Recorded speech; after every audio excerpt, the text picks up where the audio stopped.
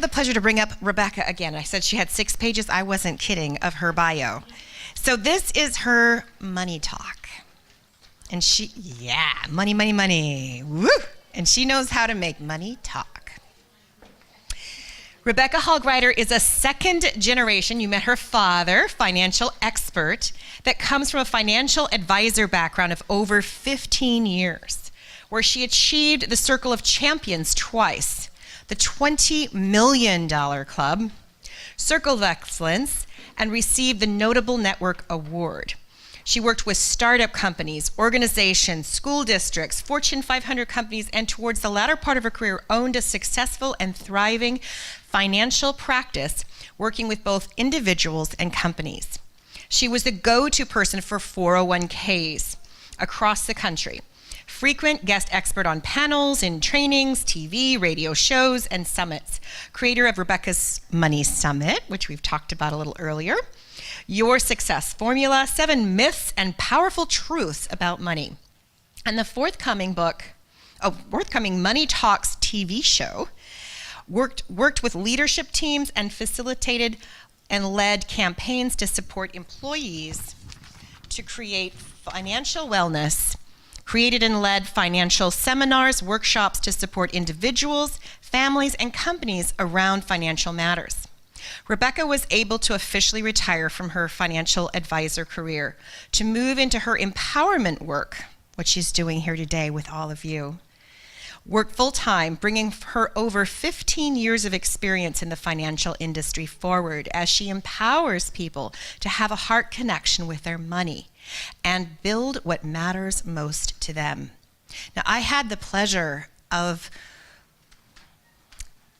not only working with Rebecca during this time of transition, but being her friend. And I know it was a really, difficult decision for her when God said she had to move, especially because she was at the pinnacle of her career. She received that $20 million club just before she shifted out.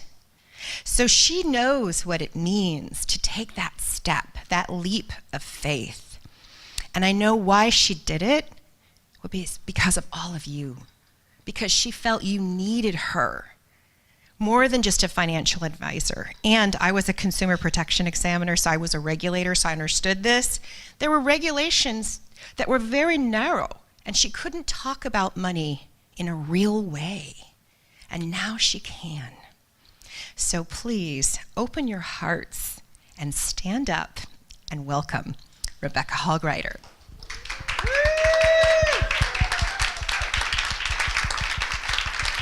Get ready to receive more money. Woo! I love it. Thank you. And actually, it was interesting in that transition, so thank you for sharing about that. Just as I was retiring, the final numbers came in, and I actually hit the $25 million club, so I got like the diamond ring and all of that with that. And it was kind of cool because that was something I put as my goal. And one of the things I gave up, in a sense, when I was making that decision and leaving is I'm like, okay, I'll let that go. That's not as important as where I'm feeling called. And so when I made that decision and started the transition and retired, it was really neat to have the final numbers come in and to have achieved that as well. So really, really cool. And I thank you. Thank you. Thank you. And I share that because planning is so important, and part of the reason for that success was planning. And it's just a matter of time then. If we keep doing certain things, we keep moving towards where we're called to go, those things fall into place. We just have to keep on. And even when courses change and shift, the momentum that we've built keeps going. So I want to talk about money. I even wore my sparkly shoes. Yeah. So sparkly shoes, embracing gold, and money and leaning in. It goes along with the gold chocolate coins. So there still are a few back there, it looks like. And I think we have this thing with money that we don't like to talk about it. It's kind of uncomfortable. We get a little squiggly. And we know we have to earn money and deal with money, but we'd really rather not. We'd rather keep it in the closet there that we just kind of stuff everything, and hopefully just everything we need falls into place. We become very separated and disconnected. And I even find when we come to events like this, we separate our needs from money. This morning we set intentions, and we really talked about what is important to us, what we're wanting to bring forward, what we're wanting to spring forward. We've been talking about that today. But for some reason, we like to leave money out of the conversation. Or we come with this all or nothing kind of thing. I'm not going to buy anything. I'm not going to sign up for anything. I'm not bringing any credit cards. I'm not bringing nothing. So I am safe when I go. And we actually can go through life like that. So I'm not signing up for anything I didn't expect. I'm not signing up for anything wonderful that might help me move forward in my journey. All or nothing. And then, anyone ever been on a diet plan of any sort, or knows somebody that has? I can't have chocolate, I can't have chocolate, I can't have chocolate. And all I'm thinking about is I can't wait to have chocolate. No chocolate, chocolate's not allowed, I can't do chocolate. And then finally we break free. And what do we go crazy on? We do the same thing with money. I can't spend, I can't spend, I can't spend, I can't invest, I can't even put $1 towards something. It's all or nothing. And then something breaks and suddenly we just go crazy. Spending, spending, spending. We say yes to everything. And part of the reason for this is we're disconnected. We're not having an ongoing conversation or relationship with money. And it is never all or nothing in anything. That's actually hiding. I hear all the time, I can't grow my business because I don't have support. I don't have a team like you. I can't do this. I can't afford to pay a team, but I need to have a team, but I can't move forward. It's the circle. And I let them know, you don't have to instantly hire a full-time team. When I first started, I set aside a few dollars at a time, and so I'd get $100, and then I'd get $100 worth of support. And then I'd set more dollars aside. Okay, now I have $150, and I would go get support of $150. And I got to where, as I got that support, step by step, I was able to grow and build more, and that momentum would go. We can do the same thing with whatever it is that we're wanting to do with our money. But hiding and not wanting to deal with it and stuffing it away, like when company comes, we stuff all that stuff in the closet and hope nobody opens it. And if they do, it tumbles everywhere and becomes kind of this mess. And we can hide in that money mess, or we hide away from it. And that's going to hold you back in business and in your personal life. And the only way to start navigating through that is to have a relationship with money and kind of let it know where you want to work towards and include it in the process. You guys willing to start today? Yeah. Okay. So the question you want to start with is, where am I in my relationship with money? No judgment. It's curiosity. Is it zero relationship? I don't know. I don't have one. Last time I looked, it was in the closet with the money mess. Or is it 10, thriving? I can't wait to get together with money again as we take on the world and build another empire. 10, thriving. Where are you? And any of you who help people with health or relationships or guide people in healing in some way, it's the same skill set. It's transferable, I promise. You need to know where you're at, have that benchmark, and then you get to decide, where do you want to go? How do you want your relationship with money to be? Do you like it as is and you want to maintain? Do you want it to grow? Do you want it to support you? What do you want the relationship to be? And are you willing to let money in on it?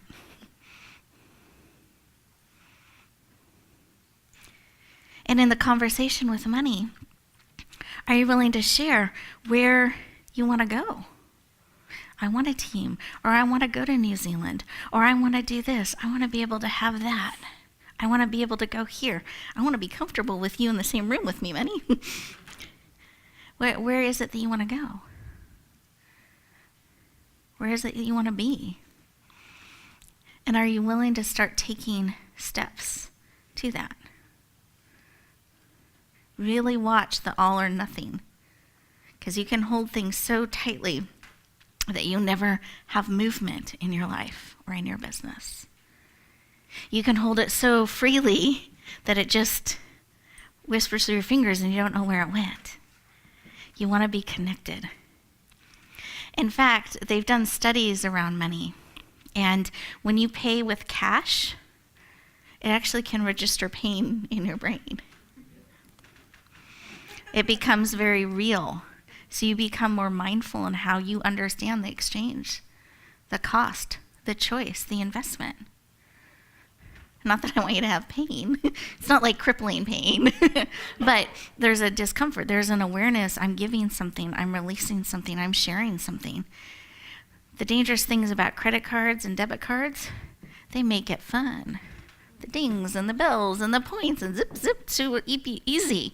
You get the little statements in the mail, and it becomes this fun thing that actually registers pleasure in your brain as you use those. So one of the ways you can start creating awareness is spend actual dollars versus using all the cards. And I know someone has in their mind, but I want to earn all the free things with the points. There's a cost to that. So I'm not saying don't do that, but let's have awareness. Let's recognize what you're giving up for those points. Are they really giving you the value that you're looking to have, or is it just kind of building? One of the things I talk about in my offers training is part of sharing an offer, because believe it or not, offers are one of the scariest things for speakers to give. I actually tell speakers, yes, you have to give an offer. In the speaker talent search, yes, you have to give an offer. That's the edge for them. And here's why. Because if you've just shared with someone, here's the way your life can be different. Here's a way I can help you. Here's a hope you can have. And then you walk off the stage and you don't let them know I can help you with it. You're doing a disservice to those you just shared that hope. So an offer helps you make that connection, helps them make a choice. Is that something that's going to serve them, that they can connect with, that's going to help them move forward? It's a connection of those two things. And if they say no, it's not a rejection of you as a person or a speaker. It's just that perhaps that's not the right fit or the right shape or the right size for what their particular need is. And then I find audiences, oh, here comes the offer. They brace themselves. It's either the, oh, I'm not signing up for anything kind of thing, so they close their ears because they've already decided what it is, and they can't have it. And what I actually invite you to do is open your ears. You can even stretch them, open them up, send energy to them, and listen. Just hear. Listening, looking is not buying. And what you can do is you can see, oh, does that serve me? Does that not serve me? What do I really want or need? If that's not it, what am I looking for that will help me move forward? Every offer is an opportunity for clarity. It's an opportunity to sink into what it is you need, what it is that you're looking forward to. And by golly, sometimes it is the offer that is being shared that you could miss that's right in front of you. Here's the other thing about money and opportunities. Sometimes when they share the dollar amount, we have a reaction. I could never do that. I can't. I need this, but I can't step in that way. I have never met a speaker or had an opportunity that when I went up to them and said, I need this, this is the thing I've been waiting for, this is the thing that I need, do you have a smaller version? Is there another way I can step into this? Can I make payments? I know this is something I need, I just can't do it that way. I've never had them say no. We've always been able to work it out. So what it really comes down to in those money conversations is, what is it that you need? Use that opportunity to get clarity on where it is that you want to go. What is it? What isn't it? And can I give you another tool? And you can use this in the grocery store. You can use it everywhere. Extra credit bonus opportunity here. It means standing. Really, really? Like, really standing? What kind of standing? Because some of it is we also need clarity on what is a yes or what is a no. Because after a while, we can get so in our head, we can argue at every which direction, and we have good reasons for it to be yes, we have good reasons for it to be a no. And it can get very confusing. And then if you're a planner like me, whether it's a yes or a no, I've already started building all the plans. And that takes a lot of energy. And then I go and try to do all of it, and maybe something I shouldn't be doing in the first place, because I didn't pause and check in. So that's what I want to show you how to do, is to pause and check in. This will give you great support around money. It'll give you great support when you're talking to money about what you want to build or create or bring into your life. It's knowing what is a yes and what is a no. So a yes, I'm going to do this sideways. So you ask a yes or a no question. How should I have, since I've been on the chocolate kick lately, should I have the chocolate, well, having a chocolate coin serve me powerfully? Ooh, look at that. That was a yes. Do you see how my body moved forward and actually lifted up on my toes? That's a yes. So save a chocolate coin for me. But a no would have been like this, like I could feel the weight shift back to my heels and almost this heaviness. That's a no. And the reason, this is tapping into all of you, mind, body, soul, and spirit, and we're made of energy, electrons. And so there are certain things that will actually strengthen how everything connects or weaken. And that's what you're tapping into on a mind, body, soul, and spirit level. And I encourage you throughout the day, test this. And if you don't believe me, I've made many believers in the group. They come back, Rebecca, it works. I do this in the grocery store. Should I get this supplement? Yes or no? And I try to do it subtly, you know. Look around. Okay, that's a no, you know, make those decisions. And you still get choice. Sometimes I will still have the chocolate coin even when I get a no. I get to make choices. But now I have great information and clarity when I'm doing that monkey mind, arguing it every which way. So I invite you, let's take a moment, just something you're wondering. It could be something that was presented to you. It could be something that you've been weighing or thinking about, a choice that you're thinking about. It's a yes or no. And just kind of feel into it. Ask the question and just see. Is it a yes or is it a no?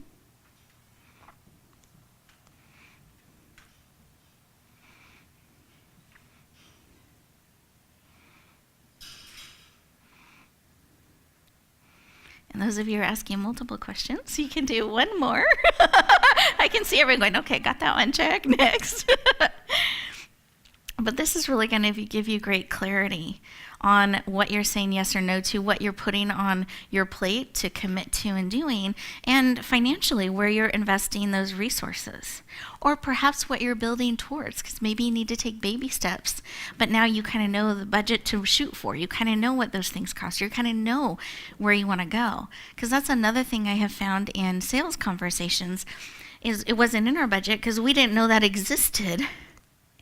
And now I know I want that or I need that, but it wasn't in my plan, and I'm kind of embarrassed and feel weird, and I don't know what to do about that.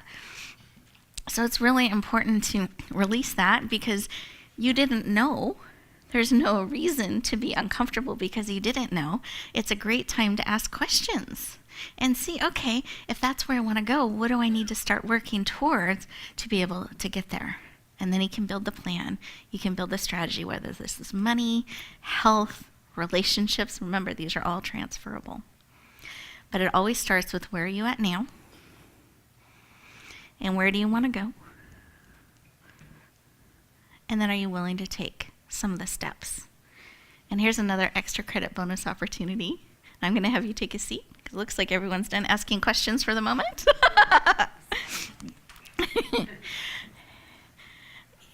Oh, and I just lost my thought for a moment.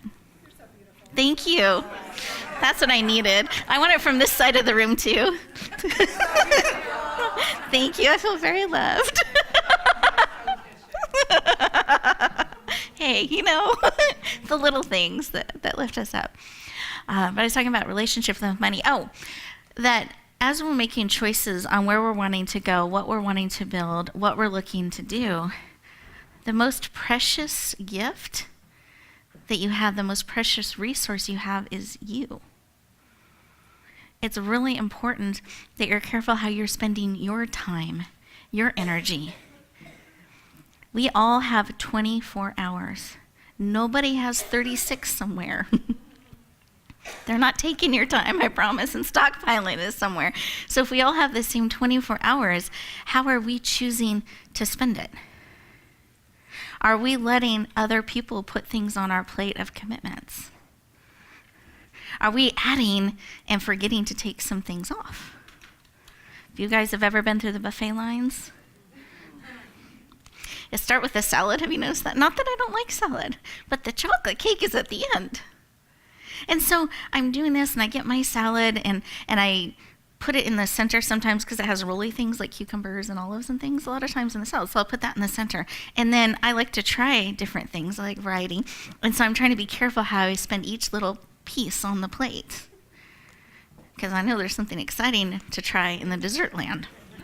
And I'm not allowed to just skip over there. Of course, I do now. I learned that, and I put it in the center. But originally, I didn't. I was being polite, going through and feeling it. But no matter how careful I am with the time, there's always more stuff I want to try on the plate than will fit.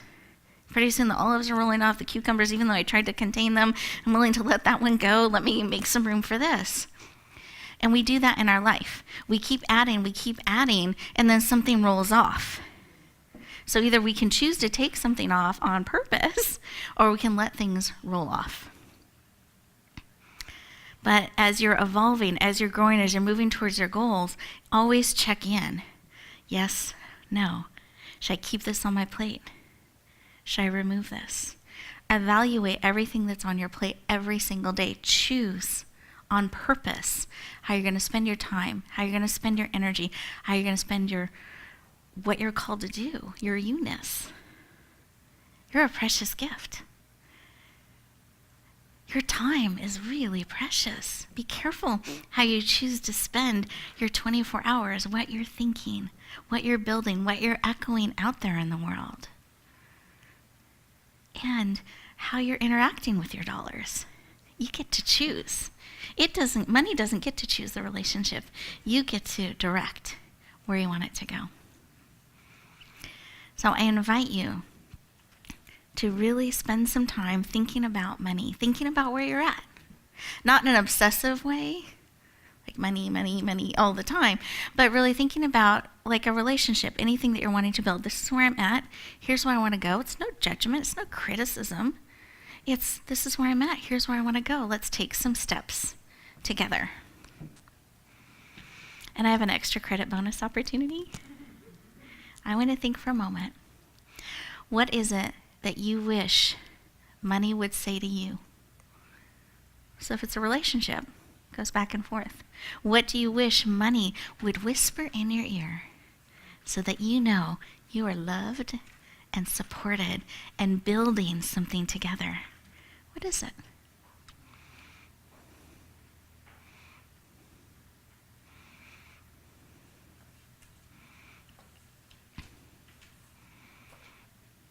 And here's the extra credit bonus opportunity. You're going to share this gift with another in the room. So if you didn't think, or write it down, or know what it is that you wish money would say, you have 30 seconds to figure that out. And here's what we're going to do.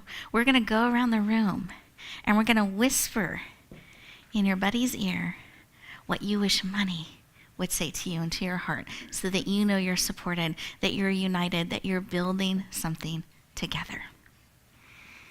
So on the count of 3, we're going to find a buddy and share the gift of what we wish money would be.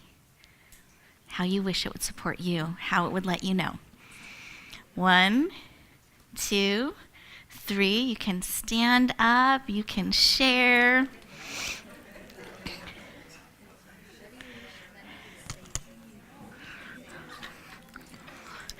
I'm listening.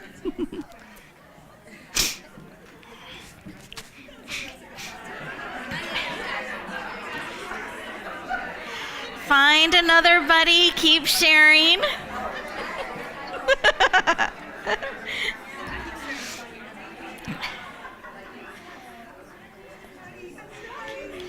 So one more share.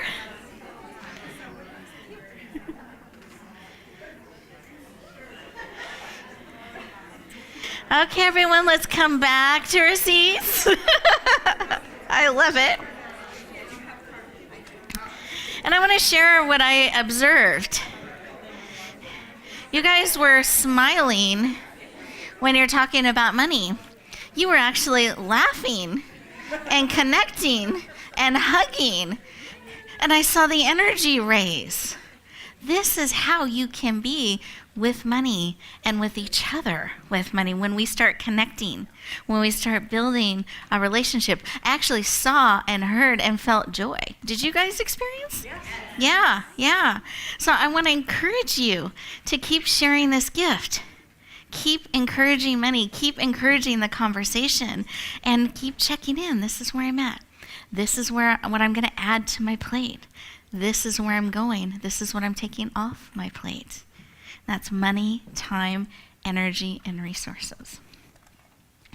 So with that, I want to claim something with you. You guys are looking a little tentative because he knows the money talk.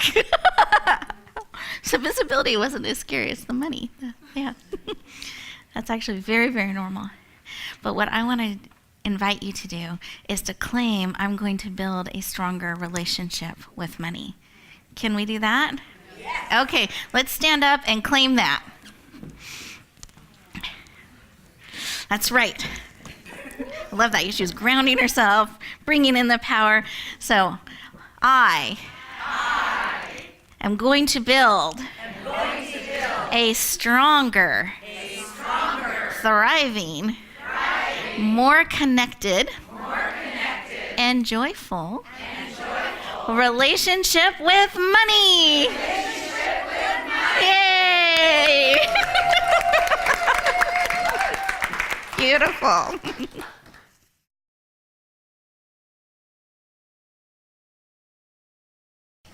So Margot Rose, do you mind coming up? Oh, there you are. And asking your fabulous question. Dun, ta-da! This is the Ask Rebecca section. Great.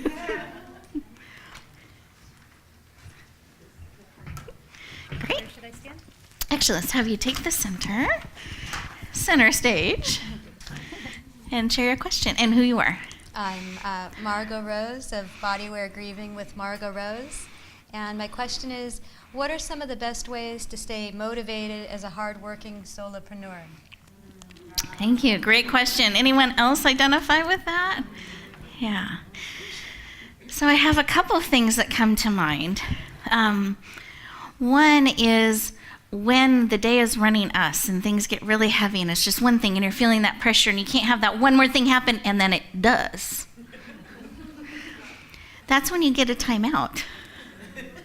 When you think you can least afford it, it's when you actually need it the most. And you take that breath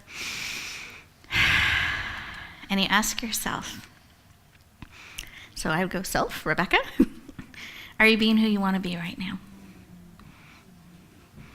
And typically if it's the stressed out, one more thing happening, no. So I'll say no, okay? Who do you want to be? And I get that answer.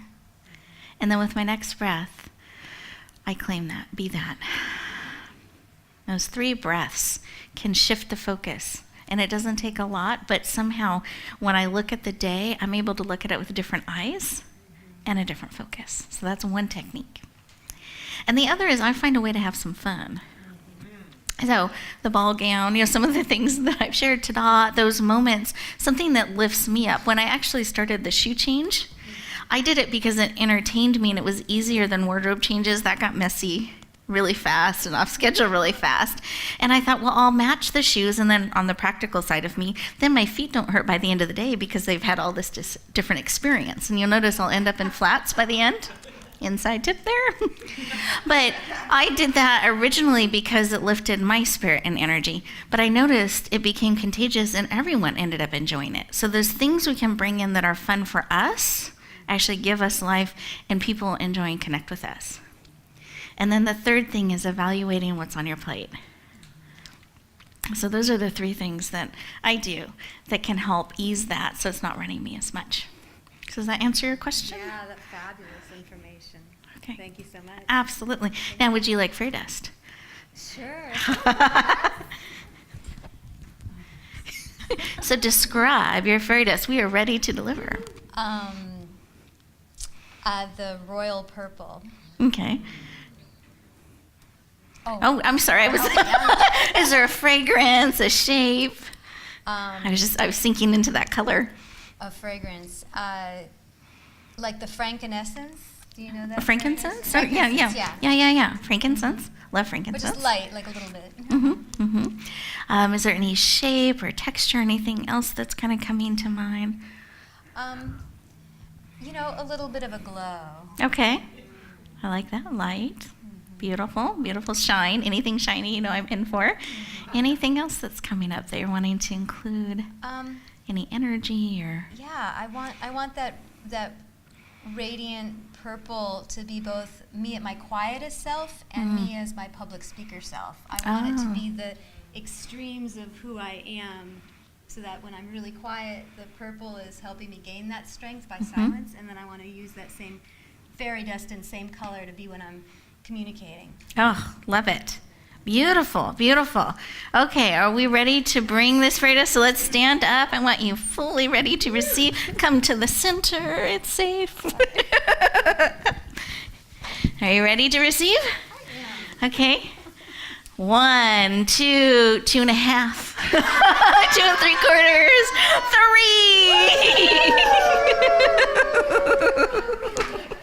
Thank you so much. You're welcome. That's perfect. Come on up. I was asking about this one. It's more of a logistic question that's more, yeah. It was just, So we're skipping straight to the fairy dust. thank you. So describe your fairy dust. It's silver Okay, and gold. nice. And it's an ongoing, it's almost like a wind blast. Okay, Yeah, it's really just coming in, very, very powerful. okay. And it feels, so it's that swirl that's coming in, That's silver and gold. silver and gold, and it's very warm feeling. Mm. Okay. Any fragrance with it? It smells like mint. Okay. Nice, very refreshing. Yes, I love that. Okay, you ready? Yeah. Come to the center, ready to receive. Are we ready? I'm going to switch sides. Okay, are we ready? 1, 1 3/4, 2, 3.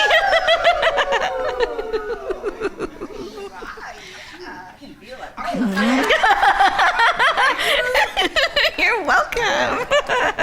Oh yeah, I love hugs.